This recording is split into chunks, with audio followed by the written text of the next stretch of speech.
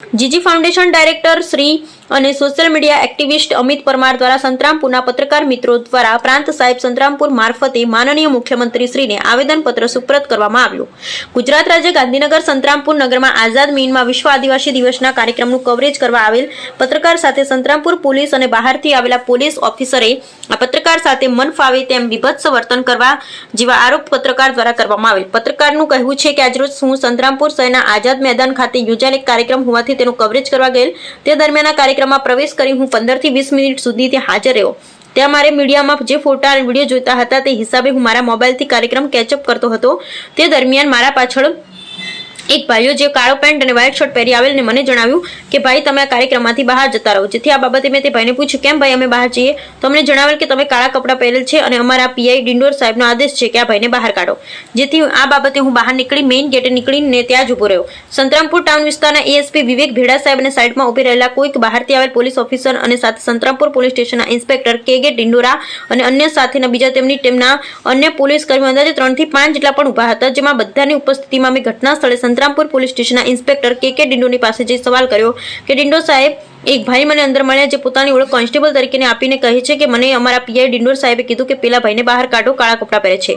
તેઓ અમોએ પીઆઈને જણાવતા સાહેબ કબૂલ કર્યું હતું કે હા મેં કીધું। જેથી પછી અમોએ વધુ જણાવ્યું કે સાહેબ આવું કેમ, કાળા કપડાવાળાને ચાલો કે આવો કેવો નિયમ। એટલે અમોએ ત્યારબાદ ઘટના સ્થળે રહેલ એએસપી વિવેક ભેડાને રજૂઆત કરતા જણાવ્યું કે સાહેબ મને 2 મિનિટ મને આ સ્ટેટ પર આવેલા મહેમાનો સાથે મળવા દો। જેથી તે દરમિયાન તેમની બાજુમાં ઉભેલ કોઈ બહારથી આવેલ પોલીસની ઓફિસર ડાયરેક્ટર અમારી પાછળ ઉછળી પડ્યા ને જણાવ્યું કે નહીં મળવા દઈએ અને અમે એમાં ના બોલાય તેવી ગાળોનો ઉપયોગ કરી જણાવેલ હતું કે આ સાલો કોઈ પણ હોય અમે એને પોલીસની ગાંડીમાં નાખો અને એવું જણાવતા સ્થળ પર પોલીસ કર્મીઓ કોઈ ગુંડા સાથે વર્તન કરતા હોય તેવું એક પત્રકાર સાથે બિલકુલ વિભત્સ વર્તન કરેલ। અમને જબરદસ્તીથી ઘટના સ્થળેથી ખસેડી પોલીસ વાન સુધી લઈ જવામાં આવ્યા અને વાનમાં બેસાડવાનો પ્રયત્ન કર્યો, જેમાં તે અમે ઝપાઝપીમાં મારી પાસે મારા મોબાઈલ ફોનનો ગ્લાસ અને હાથની ઘડિયાળ અને બોલપેન ભાગી ગયેલ। ત્યારબાદ ગણતરીના સમયમાં કાર્યક્રમ પૂર્ણ થતાં મને ગેરકાયદેસર ગિરફ્તાર કરવામાં આવેલ। તે દરમિયાન કોઈકે આ કાર્યક્રમમાં આવેલ ગ્રામજનો જિલ્લામાંથી પધારેલ મહેમાનને આ બનાવ વિશેની જાણ તેના ભાગરૂપે છોડી દેવામાં આવેલ હતો અને ત્યારબાદ આ કાર્યક્રમ તમામ આવેલ મહેમાન જતા રહ્યા। ત્યારબાદ સંતરામ પોલીસ સ્ટેશનના અમુક પોલીસ કર્મી પોલીસની ગાડી લઈ ફરી આ ગાડીમાં 4 થી 5 ડી સ્ટાફના કર્મીઓ કોન્સ્ટેબલ મારી પાસે આવેલા અને આ મેદાનમાં જ આજુબાજુ ઘેરી જણાવેલ કે ચલો સલમાનભાઈ તમને અમારા સાહેબ બોલાવે છે। જેથી આમાં કોઈ ગુનો કર્યો હોય। ખુશખુશી હું ગઈ પોલીસ સ્ટેશનમાં અને મને લેવા આવેલ કોન્સ્ટેબલે એક કોમ્પ્યુટર રૂમમાં બપોરના આશરે 1:30 વાગે બેસાડી રાખેલા અને તે દિવસે 6 કલાક ઉપરાંત સુધી ગેરકાયદેસર પોલીસ સ્ટેશનમાં બેસાડી રાત્રે આશરે 8 વાગે મને રજા આપી ઘરે જવા દીધેલ।